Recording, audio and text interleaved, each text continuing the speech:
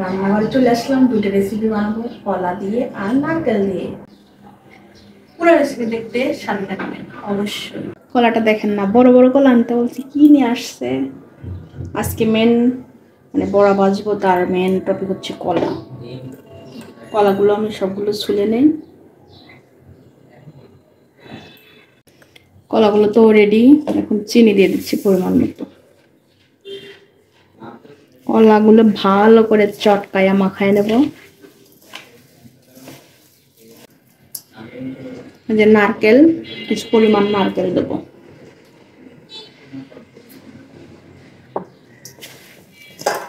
এই বড়াটা খাইতে অনেক টেস্ট হয়। ময়দা,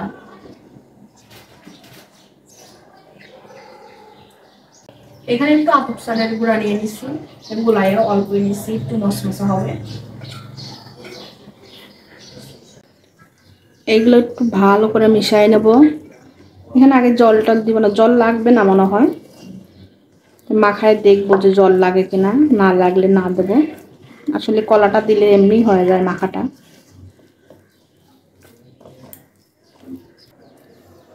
দেখেন মিশ্রণটা একদম রেডি হয়ে গেছে। কড়াইয়ে তো আগের থেকে একটু সাদা তেল দিয়ে রাখছিলাম, গরম হয়ে গেছে। একে একে আমি সব বড়াগুলো এখন দিয়ে দিচ্ছি। এটা তাল দিয়েও খাওয়া যায়, আমি তাল দেবো না, নারকেল দিয়ে আজকে বানাচ্ছি।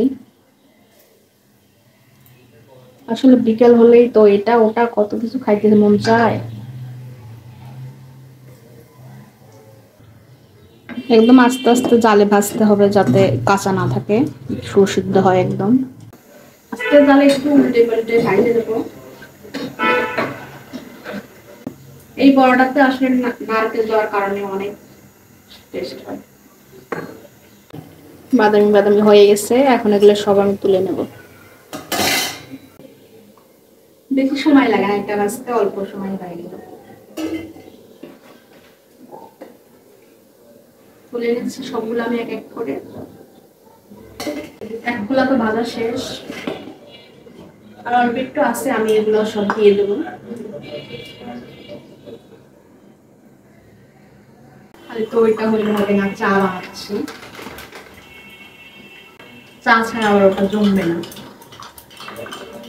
রং চা খাবে না, দুধ চা খাবে, সেই জন্য দুধ চাটাই বানাচ্ছি আমি। আমার ছেলের আবার দুধ চা না হলে চলে না। বললাম রং চা বানায়, সে খাবে না।